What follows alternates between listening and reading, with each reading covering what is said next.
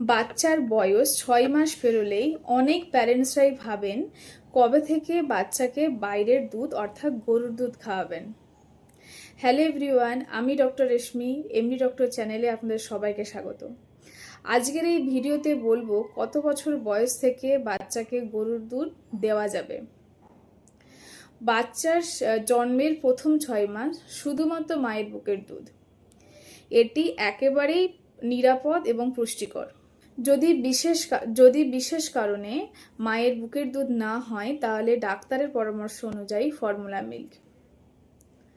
6 মাস থেকে 12 মাস ব্রেস্ট মিল্কের পাশাপাশি complimentary food অর্থাৎ ডাল, খিচুড়ি, সেদ্ধ শাকসবজি।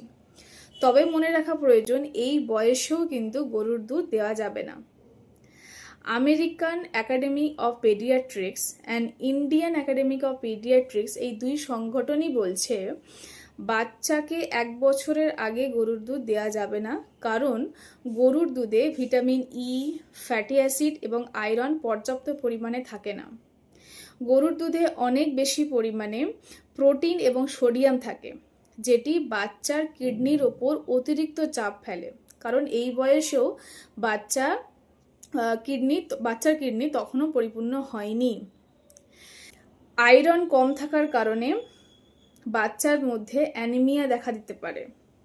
অনেক বাচ্চাদের ক্ষেত্রে গরুর দুধ থেকে অ্যালার্জি হতে পারে, সেখান থেকে তাদের ডায়রিয়া, পেটে ব্যথা, এমনকি ইন্টেস্টিনাল ব্লিডিং হওয়ার সম্ভাবনা থাকে। 12 মাসের পর অর্থাৎ 1 বছরের বয়সের পর থেকে ধীরে ধীরে আপনি আপনার বাচ্চাকে হোল মিল্ক অর্থাৎ পূর্ণ চর্বিযুক্ত গরুর দুধ দিতে পারেন। হোল মিল্কে থাকা চর্বি শিশুর ব্রেন ডেভেলপমেন্টে হেল্প করে।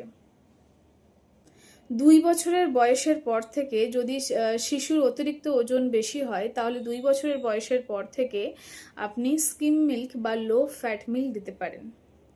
যেসব শিশুর ক্ষেত্রে গরুর দুধে প্রবলেম থাকে তাদের ক্ষেত্রে আপনারা সোয়া মিল্ক দিতে পারেন।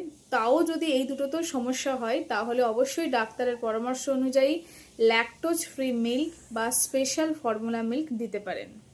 পুষ্টিকর খাবারের মাধ্যমে আপনারা ক্যালসিয়াম এবং প্রোটিনের চাহিদা পূরণ করতে পারেন।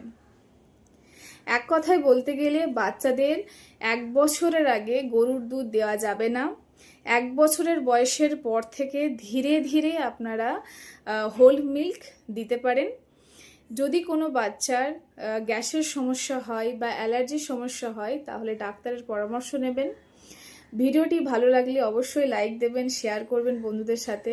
দেখা হবে আরেক নতুন ভিডিওতে। ভালো থাকবেন, সুস্থ থাকবেন। Thank you.